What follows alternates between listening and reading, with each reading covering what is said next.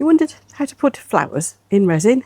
Well, it's surprisingly easy. Let me show you. We've got the ever popular little trinket tray here, and we've got the Into Resin Hippo. So we're going to have a go with both of these. Right, back in a moment with some resin. So just stirring up the resin, my usual resin tips here, and yeah, the resin I'm using is the 2-part epoxy. It's a 1-to-1 from Let's Resin. I just find it reliable, really easy to use. Cures beautifully, and it doesn't tend to yellow or anything either. And as I'm actually crafting in the garden, I haven't bothered with my respirator mask today, and I can tell you, I'm not smelling anything at all from it. Nice. Now, my usual resin mixing tips, nice and slowly. I always stir too fast because I'm just hopeless like that. But mix it nice and slowly until you've got all of your stringiness and cloudiness mixed in. And then, if you're going to add any sparkle or colours or anything else, then add it. That's how you can make sure you've mixed it properly first, before you go clouding the whole issue by putting colours and things in it. So, I'll be back in a moment. Yeah, so as you can see, that's nice and clear. There's a few little micro bubbles in there. They will clear on their own.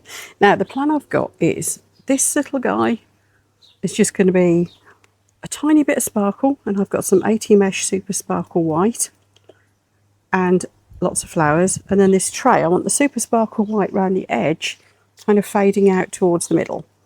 So let's do, first of all, let's do the tray. So I'm going to decant some of the resin off into another pot. I don't actually know if I've got enough here. I don't know how much these moulds take. I know I should. But we're going to decant some off, and we're going to do the sparkle. Now, I only want a bit, but this is for around the edges. So there we go. What should happen if I mix it in thoroughly is we'll get just a little bit of sparkle. There we are. Nice and shimmery. And that. So I've mixed that in. You should just get a bit of sparkle. There'll be more sparkle around the edges than in the middle. That's the idea. And in particular, around this rim. See, so it's spilling over a little bit. There we are. Just going to make sure we've got no bubbles in that rim by carefully running my little stir stick, which is just the right width, which is handy, around the edge. It's got rounded edges on it, but I'm still being very gentle because I don't want to go scratching the mould. There we go, and let the resin run back down again. That should have done the job. I do want a bit of sparkle in the rest of it. Back into this pot here. That's most of it anyway. I'll put the lid back on my super sparkle white because I don't want that going everywhere. Like I said, I don't know how much I'm going to need for that little guy there. Mixing this up. As you can see, that's just giving me a tiniest bit of shimmer in there. Sink either, by the way. Now, open our flowers. So for that centre section, I'm going to pour in the resin that's got a lot less sparkle in it. In fact, I might end up mixing up a bit of actual clear. Yeah, I think I will.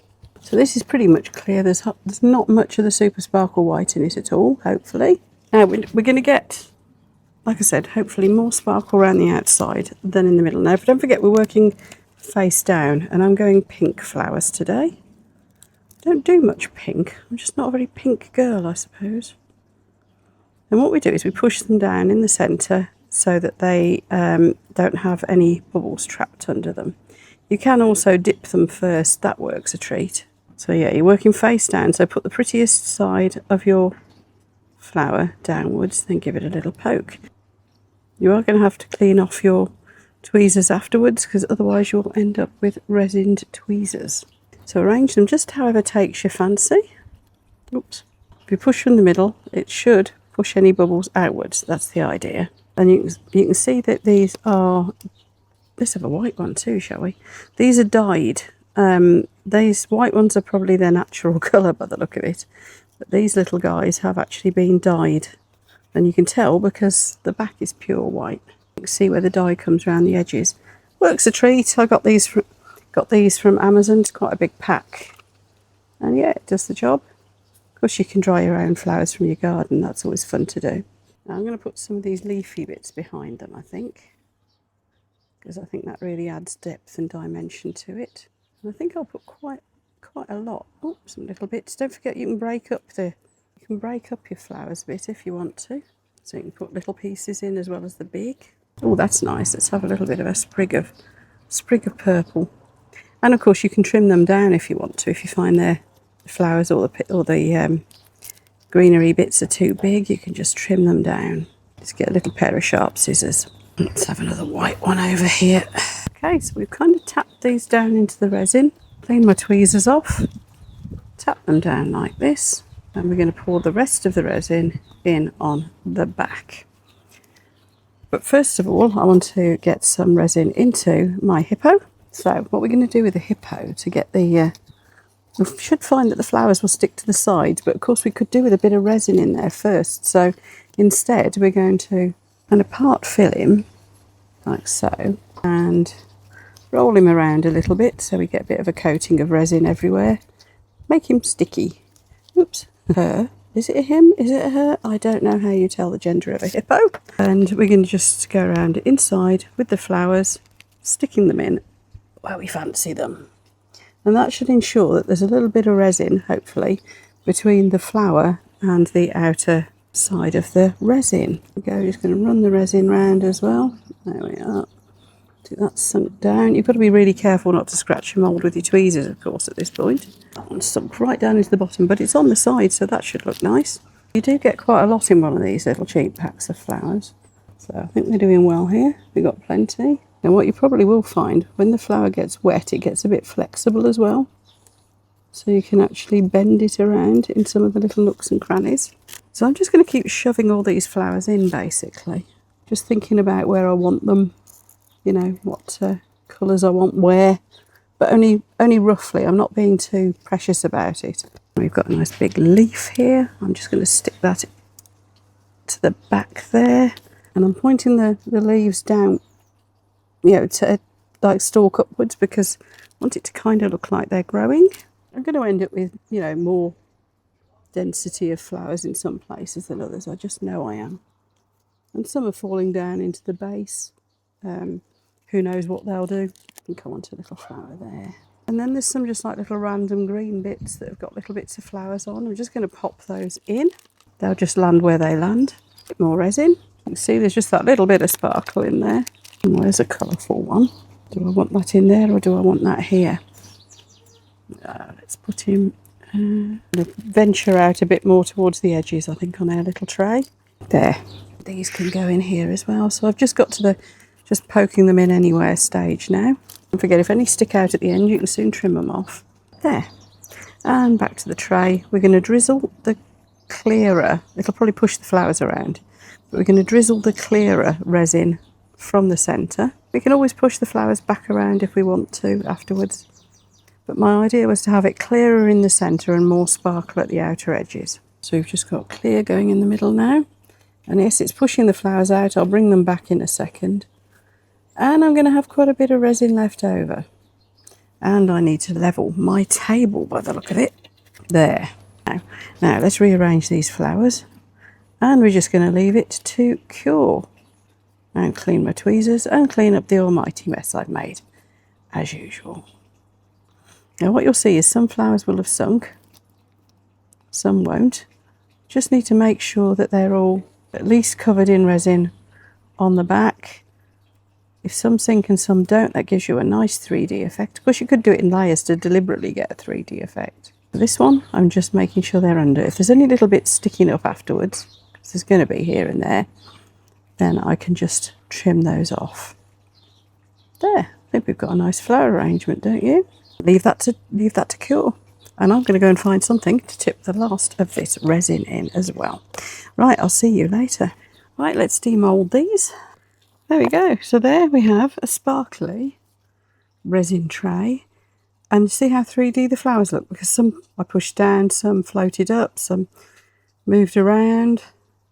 And if we've got any little sharp edges here, we've got a very slight one. I'm going to be going around that with a nail file.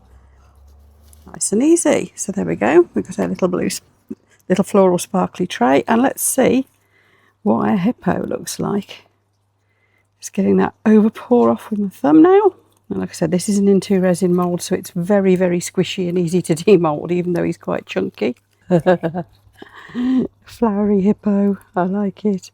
Now what we're going to need to do is get some eyes painted in there, I think. And I'm going to just do that with a marker pen. Okay, nice simple way to do the details on the little hippo. We have a Sharpie pen.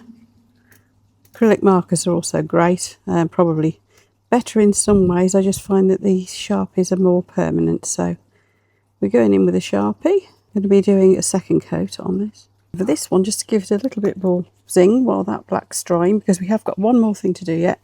We're just going to go around the edges. Now, I do get people asking me how to do this, to get that neat line. And I find the easiest way is to hold the pen like that at about a 45-degree angle to your edge and move the piece rather than the pen. And resting my little finger, so that's the easiest way to do the outside, I find. The inside I find a little bit different. I tend to go around it like this. So I'm resting my little finger on the mat and sliding it along. Then of course we turn it. The final touches for the little hippo, just going to get a white pen and put a little dot in his eye like that, just to make them, it just brings them alive. This is just a white acrylic marker pen. With the leftovers, I'd poured some into this little owl mould. This one was from Resin mould box. Quite a nice little mould, I like it. But I put some more sparkle in. We have an owl. Need to put some detail in on him, I think, or do I leave him as he is? I'm not sure. So that's how you'd use flowers in a 3D mould, to make sure that you can see them on the outside. And this is how you would use them in a little trinket tray. Use more or less of the sparkle, you can use colours behind it, whatever you like. But basically that is how you get the flowers into your resin and get a nice finish with it. Hope you like that. If you found this helpful, please let me know by putting a comment down below this video, and if you'd like to subscribe, I would really appreciate that too. It's free, of course. And in the comments, do let me know, are there any other little projects that you'd like me to just demonstrate for you? Because I am aware that we do tend to put a lot of this sort of more advanced stuff into our videos, and kind of sometimes forget that people still want to know the basics, because there's a lot of people just starting out there. So do let me know what you would like to see next. Thanks everyone. See you.